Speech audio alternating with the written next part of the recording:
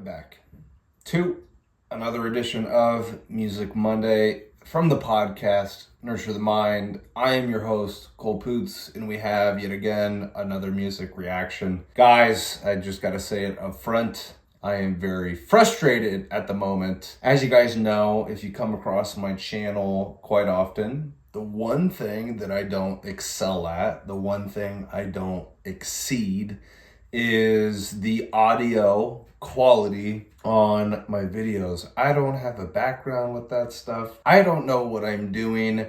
I cannot, for the life of me, with whatever the hell is going on with my computer and this microphone, those things are not syncing up. I don't know how to edit and get all of those things together in unison. You know, people say in the comments on the channel, like, you really need to wear headphones if you want to be taken seriously as a reactioner. I don't know how to fucking put shit on Patreon. I haven't even really figured out, even since I've gotten monetized, like, how do I even get the fucking money to transfer over from what I make on YouTube to my actual bank account? So I guess I'm just putting this out there as a cry for help. If there's anybody out there that watches this video that understands those things, can you please reach out to me and we will have a conversation, whether we text back and forth or do like a phone call or something. I mean, I would be even willing, with the minimal money that I do have, to compensate somebody to just help me, for somebody to just teach me these things, because I know that if I can get those things right, those little details, that's where we can take the next step with this channel and get even more subscribers over here. So I apologize to all you guys. I'm very aware, like, on my channel, my content, what I put out there, I understand that that's where I lack. It's going to get fixed at some point. I just don't know when. You have to understand, this is not my full-time gig. Don't know what I'm doing. I'm just here for the passion of it. I'm just here to give my fucking take. I'm just here to talk, and whatever rant comes out of my head from the music that I'm listening to, that's what we get. So I will provide that. That will always be there, and it will be there in the meantime until I figure these things out. You guys, you know, just be patient with me. Like I've said a million fucking times, it's not my area of expertise. I don't know what I'm doing. That's why I would prefer to hire somebody. But like, I got my full-time job. I don't even know if I make enough money to hire somebody to do that stuff for me. If somebody's willing to do it for free or whatever, maybe I could exchange them with something, you know, because I'm a personal trainer. Maybe if you need help with your workouts, I can help you in that sector. Whoever's out there, if anybody's willing, you know, I'm willing to do a trade-off, you know, maybe compensate that way, or money. Just please help your brother out. Anyways, now that that is addressed, we're going to get to the actual song that we're going to do for this video. And it is, once again, Tom MacDonald, and this time he is with Roseanne Barr, and they put out a song that is called Daddy's Home, and it was dropped 9 days ago. It has 5 million views, and it is number 4 on trending for music on YouTube. I am assuming, without listening to this just yet, I imagine it probably has something to do with Donald Trump getting officially sworn into office on the 20th. That's when he was inaugurated. We know that Tom MacDonald is a big fan, a big follower, a big supporter of Donald Trump, and it looks like Roseanne Barr might also fit into that category. I don't know a whole lot about Roseanne Barr. I'm pretty sure back in the day, didn't she have a TV show? She's always been wrapped up in TV and that sort of world. I think she's also a stand-up comedian, because I had seen her go on Rogan's podcast a few times, and I'm sure she's done other people's podcasts, and hell, who even knows? She probably has her own podcast, her own show. So this will be an interesting mix. Like, is she gonna sing in this? Is she gonna bring in some lyrics, or is she literally just there as like a prop or like comedic relief? But if you look at the thumbnail for this video, it looks like she's got some type of styled hair. She looks like she's trying to be black or like African American. So I I wonder what's going to happen. Is she going to try and rap? Like, what is the soundscape that's going to go on for this song? So many questions by just looking at a simple thumbnail. And that's when you know that you've done it right with a thumbnail, is if you can intrigue people, you can peg their curiosity so they can come and be more interested to and inclined to watch your video. It's thumbnail, but it's also the title of the video. Like, those things kind of go in unison. So without further ado, you guys know I've listened to Tom MacDonald on this channel probably 3 or 4 times, something like that, in that neighborhood. And I've loved every song. I've loved every choice. So I imagine this one is going to be a pleasant experience as well. We want you mad, it's done, too bad, ooh, so sad. We want you mad, you cry, we laugh, we wave, the flag. Thank God that we're back, couldn't take another 4 years. That's a wrap, I can take it back in your tears. That's a fact, you got lipstick all in your beard. You're a man, that is cap, cap, cap, cap, cap, cap, cap. You pretending you're accepting, that's an act. You could clap, clap, clap. If you want our freedom, come and take it back, that you can. We want you mad, it's done, too bad, ooh, so sad.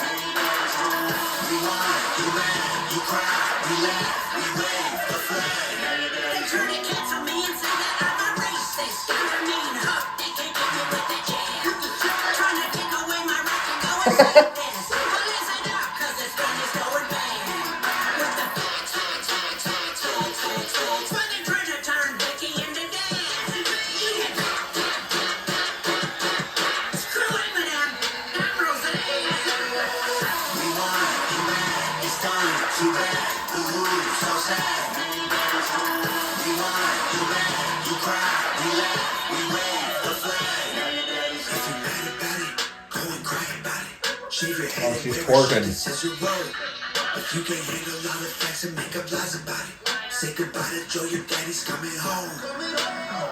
We won, you mad, it's done, too bad, ooh, so sad, now your daddy's home. We won, you mad, you cry, we laugh, we wave the flag, now your daddy's home. We won, you mad, it's done, too bad, ooh, so sad. I have that hat. I have the black one. You mad, you cry, we laugh, we wave the flag, now your daddy's home.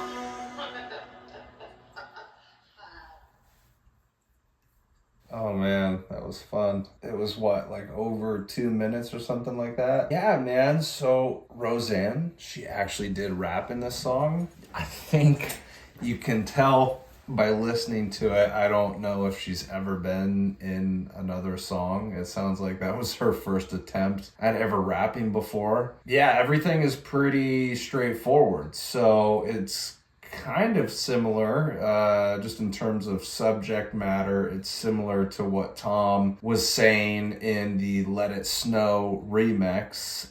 He's basically saying this side of the aisle, the right side, the Republicans, the conservatives, and even a lot of moderates, a lot of people that were in the middle of the road, and a lot of common sense people, they determined the election and voted for Donald Trump. And now he's coming back in office, and the left and the crazy left, the fucking lunatics, the people that have Trump derangement syndrome, they are going to have to just eat it. They're going to have to just accept it, and they're just going to have to watch it, and they're going to be miserable. You know, they're going to be miserable for the next 4 years, and then we'll see what happens in 2028.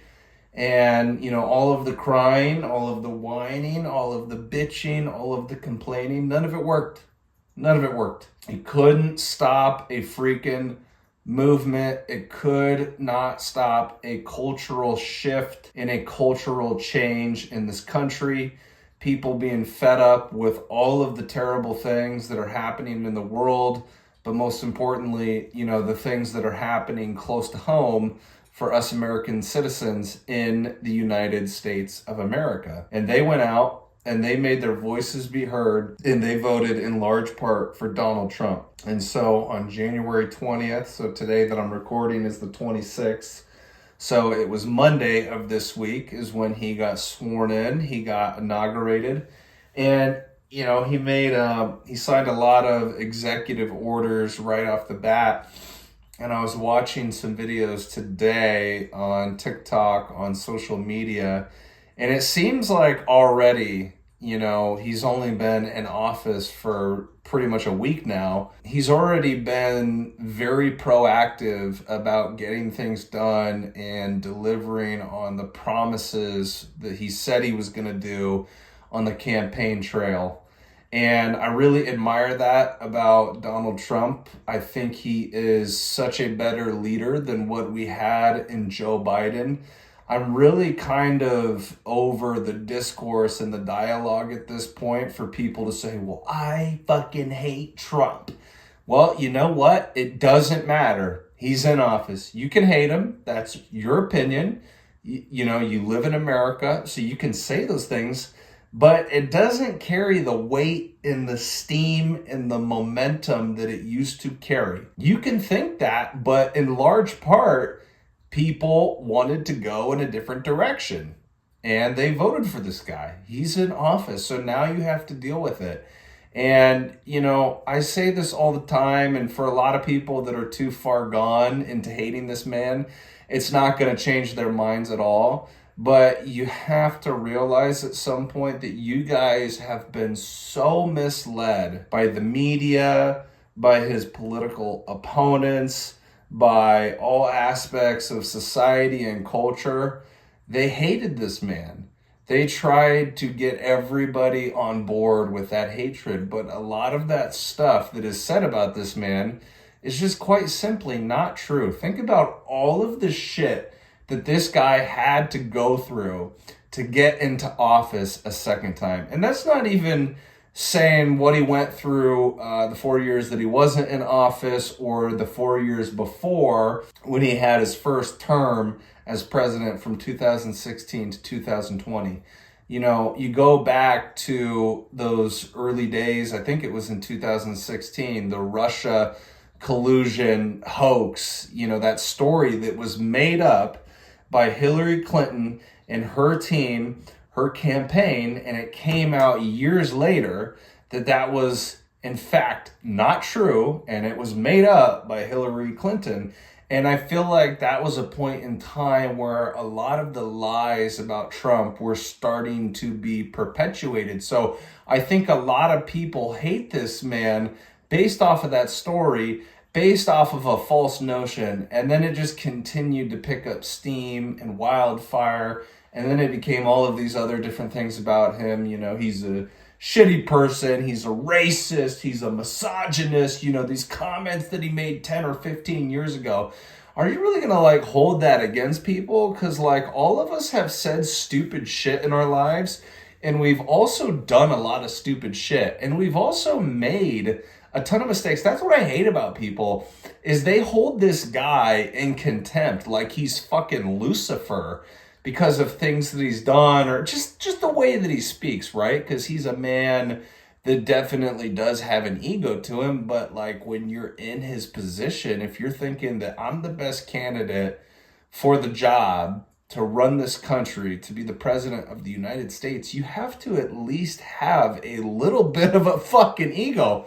I would say, like, if I'm going to invest in that candidate to be my president, I want them to have an ego. I want them to be confident. I want them to be able to go out there and talk their shit, be a good leader, be strategic, demand things from other countries, because I live in America and I want my country to thrive. I don't understand why that is such a hard concept for people to grasp.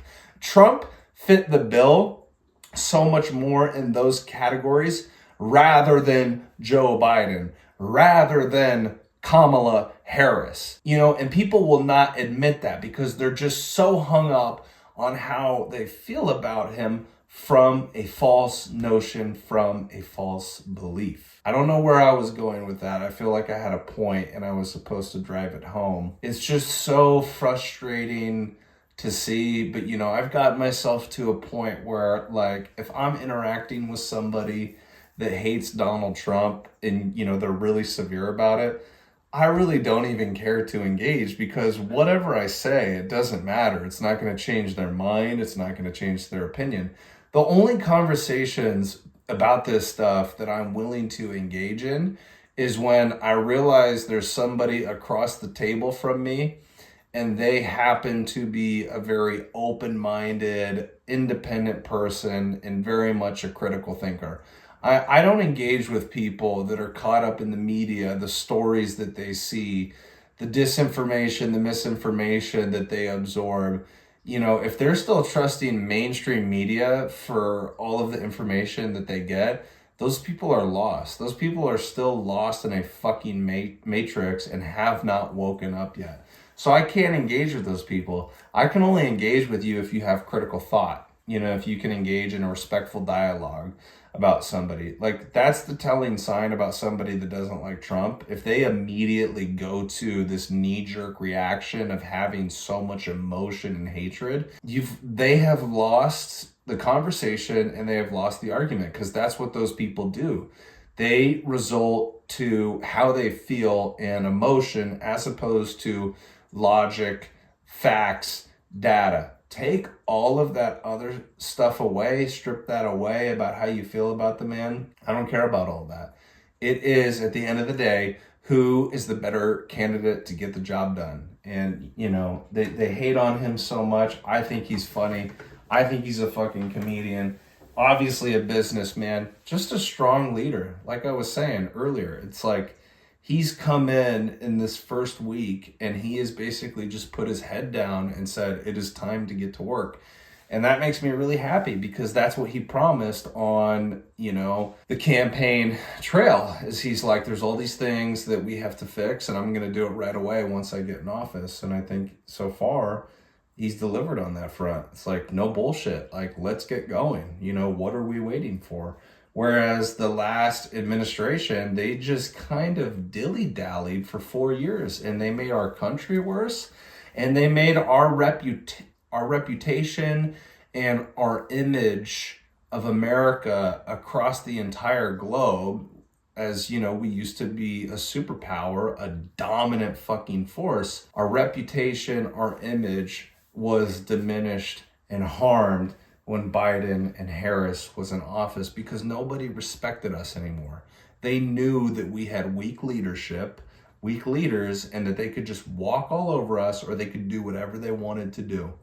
You know, people tend to forget this, but when Trump was in office for those first 4 years, there were no major conflicts that were going on in the world. It was probably the closest thing that we had achieved to peace in a very... Sorry guys, I had to sneeze. It's probably the closest thing that we achieved to peace in a very long time in our country's history, and then just around the world. And I guarantee you, mark my words, this is going to be my prediction here, is that very early into President Trump's second term, I bet you stuff that's going on in the Middle East and what's going on in Russia and Ukraine is going to diminish. If not, ultimately there's going to be a ceasefire and those conflicts will dissolve. Trump is a great leader. Trump is respected. Trump holds himself in a high regard, has high standards for himself, so he's going to do that to other people. He's going to try and find solutions. Go back to, you know, interviews he's done, or, you know, debates that he's done, and he's basically said when it came down to those two conflicts that I just mentioned, he's like, I'm not on one side or the other. I just want people to stop dying. I want to end the dying. Innocent people, innocent families, innocent children. We have to put this to a stop. And yet, once again, the people that are sworn to hating this man, they never hear those good moments or those good words or those good phrases. They have this idea in their head of who he is, and they just want to stick to it. So in a sense, it's a delusion, but it's become embedded in their core that it is a belief. And that's why, like all of us humans, we are walking around this earth day in and day out, and we all have our own reality. We all have our own beliefs, our own belief structures, our own belief systems. So it's crazy how we're all in the same universe, we're all in the same world, and you would argue that we're all having the same experience, but it's not true at all. It's all independent to that individual based off of what type of experience they are living out. And so for these people that have Trump derangement syndrome, this is what they have manufactured in their head, and they're going to stick to it. You know, there are a few people out there that used to hate this man, and they've kind of come around, and I have hope that more and more people can have that same experience. But like I said earlier in this video, it's like, you know, you stop arguing with those people, because they're just, at this point, they're just too far gone. They're so manipulated by the media and the government and all of these different agencies to hate this man, and they never thought for themselves, you know, what do I actually think? You know, maybe I should go look at some other sources. Like, why am I looking at all of the biased sources? Why are they all telling me to hate this man? I have found this to be true so many times in my life when it related to slander or humiliation or looking at the media or the government. Every time they said, you should hate this person, and they push these hateful messages towards this person, usually 10 times out of 10, that person is doing the right thing and is on the right track. But to them, all of those other entities that I just mentioned, that said person that they are attacking is a big threat to what they want to do. And so that's why they come after these people, cancel culture, try and ruin their lives, try and put them in prison, try and silence them, try and censor them over social media. Like, it's just crazy the lengths that these entities are willing to go, because they do not want to lose that power over the people, over the US citizen. They want to control us. I don't think Trump is that person. I think at his core, he is somebody that absolutely loves his country and wants to see his country get back to greatness, because let's be honest, America has not been great for a long time. We have really been falling down the hole, and that's why 2024, him getting elected in November and starting out now in January of 2025, I really think these next 4 years are going to be much more prosperous, and they're going to set us in the right direction for 2028. And I really hope in 2028, once Trump is done with his second term, I hope the party shifts and goes to J.D. Vance, somebody who's a little bit younger, very bright, very smart, and just can continue to work on the things that Trump set in motion, then hopefully do that for another 8 years. So it's like, you know, when we look down the pipe from now for the next 12 years, you know, hopefully these next 12 years are some of the most prosperous that our country has ever seen. And that would make it worth it for all of the bullshit that we have gone through as collective citizens of this country. But anyways, I've gone on this entire rant, not even really talking about the song. It's obviously rap and hip hop heavy. You're hearing Tom rap a lot and repeating, you know, some of the things that go into the chorus. It's really simple. It's really on the nose, like right on the head. And I feel like all of my commentary fits into what he was talking about. He's basically just saying, Trump daddy is in office. You guys are going to have to suck it up, and you're going to have to deal with it. I never knew that Roseanne Barr was a Trump supporter, but it's always funny to see celebrities, people that are famous, you know, that kind of come out of the closet or whatever, so to speak, and say that they're behind a political candidate. You don't ever really see that on the left. Like, you don't see that same affinity. What you see on the left is people like actors, actresses, people that are wrapped up in Hollywood and the music industry. They're forced to make a statement on their social media profile saying that they are backing up Kamala Harris and Tim Walz. But it never seems authentic. It never seems genuine. It never seems real. It's more like, because of the industry that they're in, they are sworn to say something, to pose their allegiance to this side, as opposed to it's like that's how they actually feel. Whereas I feel like on the right, you know, the people that have come forward like Kid Rock, Dana White, Hulk Hogan, Roseanne Barr, Tom MacDonald, all of these people, there's so much more passion behind it when they talk about it, right?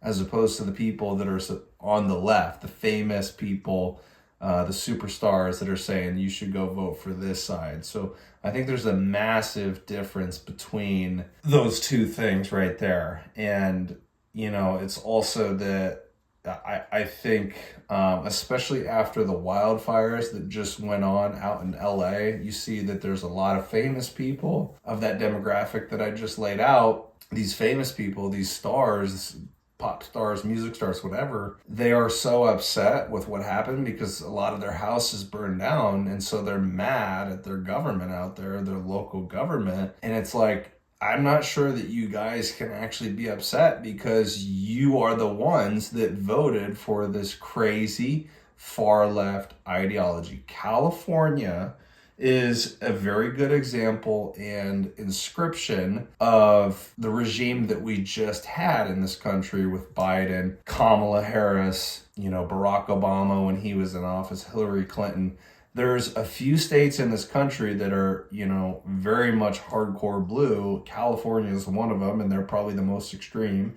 You also have New York. You also have Colorado. I'm sure there's other, few states that are in there as well. I'm talking about some of those bigger, more popular states or those big cities. LA has been blue for a long time. So these famous people, who hate fucking Trump, now you guys are upset because you're basically getting what you voted for, which was a lack of preparedness on their part in LA to be able to handle a fire like that or a situation like that. I mean, there's so many things that go into that situation that I'm not even touching or browsing right now. There's a lot of shady shit, a lot of corruption, a lot of weirdness. And if you go back to the podcast that Donald Trump did with Joe Rogan, which was like right before the election in November, I tell all of you guys, I dare you guys, especially the ones that hate Trump, go back and watch that podcast with an open mind. There is a point in that podcast where Trump is talking about the situation out in LA.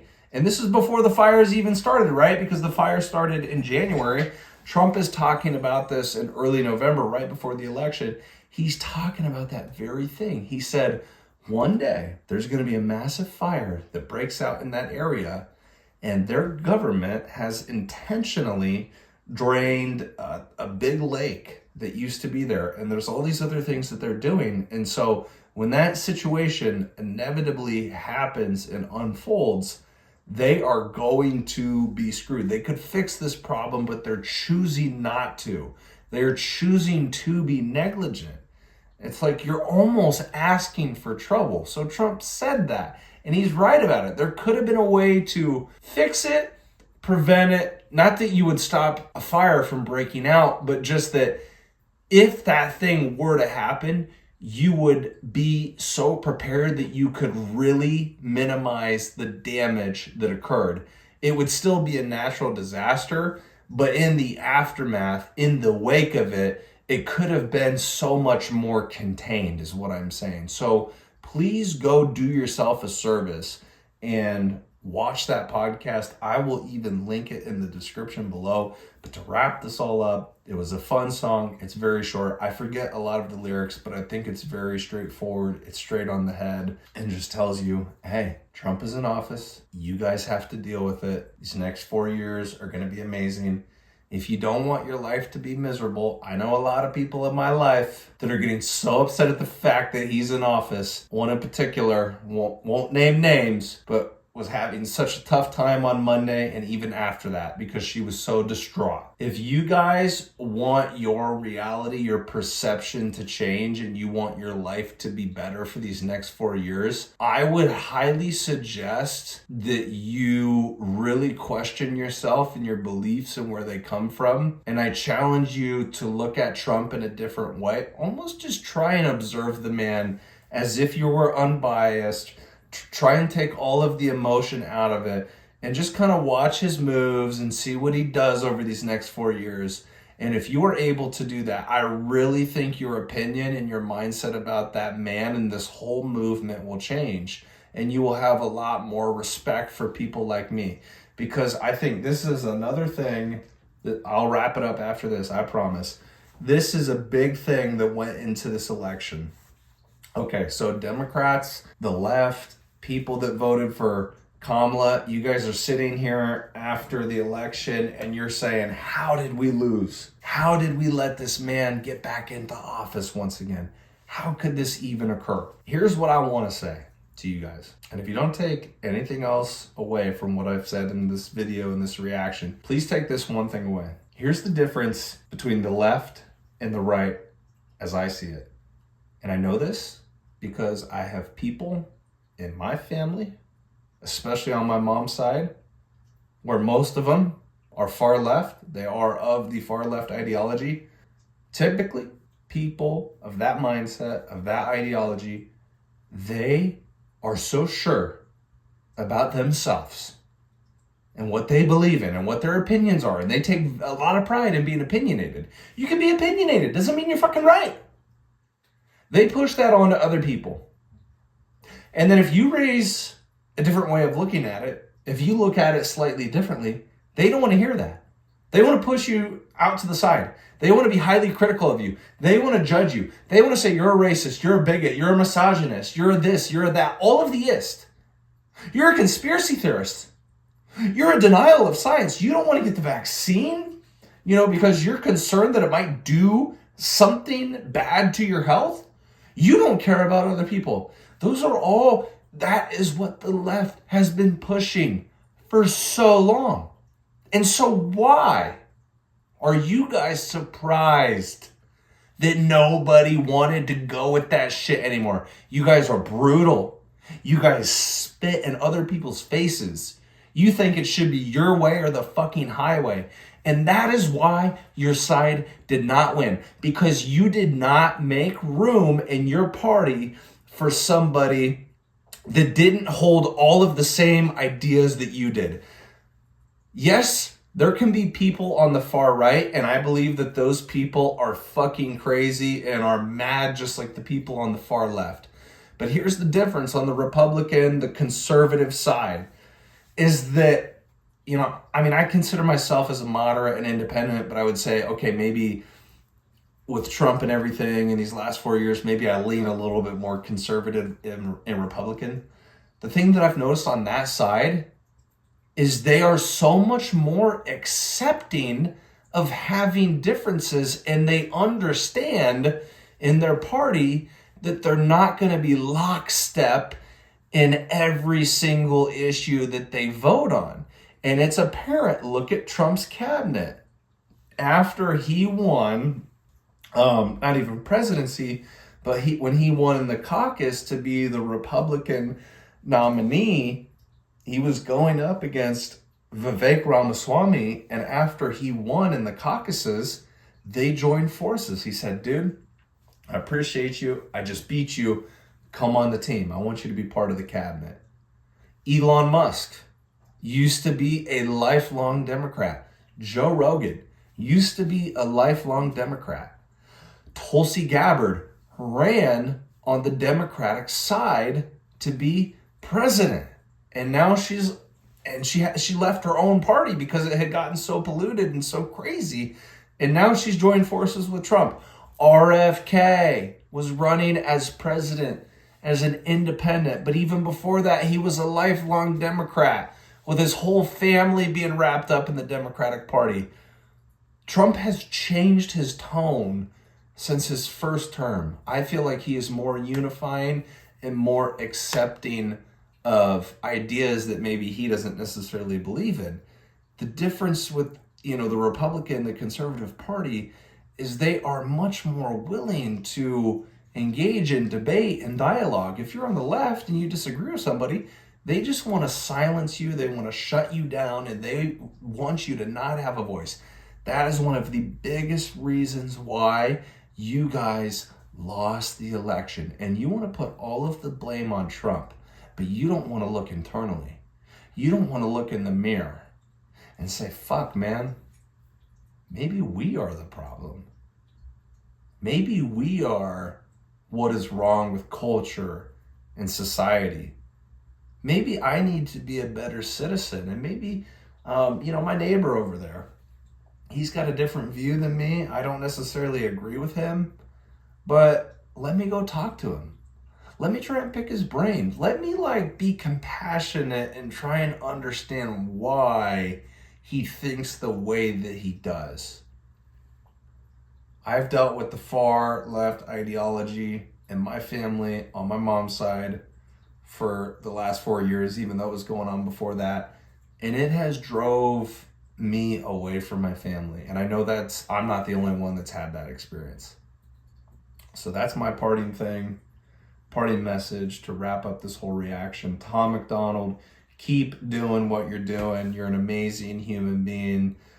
I love the stuff that he puts out there. I think it's funny as how a lot of it, has substance. Sometimes it's a little bit more straightforward.